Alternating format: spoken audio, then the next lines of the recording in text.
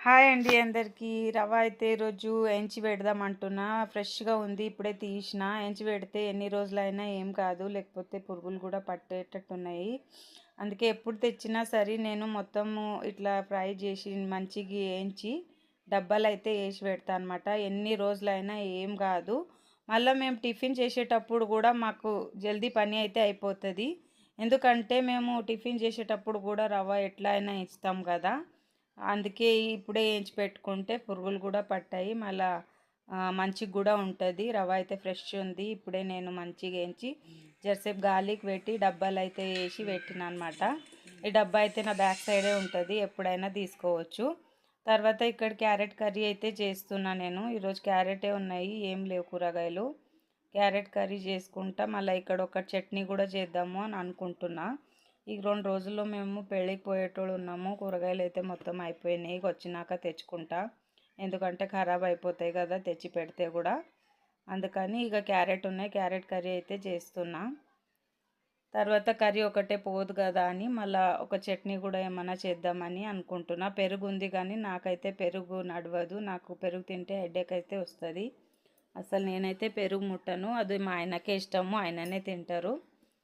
ఇక carrot curry అయితే ready అయింది. అక్కడ పల్లీలు అయితే వేయించుతున్నా. పల్లీలు మిరపకాయలు వేయించి పెడుతున్నా. అది ఒకటి చట్నీ అయితే చేస్తా. ఇక రేపు ఎల్లుండి పెళ్ళికి అయితే పోతున్నాం అందరూ. ఐషు నేను అయితే ముందు పోతున్నాము. ఇక లడ్డు మా ఆయన తర్వాత వస్తారంట. మా ఆయన డ్యూటీలో లీవ్ ఇస్తలేరు. మేమైతే ముందు పోతున్నాం. ఎందుకంటే మా అత్తమ్మ ఫోన్ చేసి మాకు రమ్మంటుంది జల్దీనే. ఇక హల్దీ ఉంది ఫ్రైడే రోజు. నేను ఐషు అయితే రేపొద్దున వెళ్తున్నాం అన్నమాట. క్యారెట్ కర్రీ అయితే ఫైనల్గా అయిపోయింది. ఇక్కడ చట్నీ కూడా చేస్తున్నా. చాలా బాగుంటుంది కర్రీ. ఇది మంచి మిరపకాయలు వేసి నూనెలోనే ఫ్రై చేయాలి అనమాట. అన్నంతోనైతే సూపర్ ఉంటుంది ఆ కర్రీ. తర్వాత ఇక్కడ చట్నీ కూడా చేసిన. ఈరోజు పొద్దునది దోశ పిండి ఉండే, చపాతీ రొట్టెలు రోజు తిని యాస్ట్ వస్తుంది కదా అని ఈరోజు కూడా సాయంత్రం కూడా 2 దోశలు అయితే వేసుకున్నా.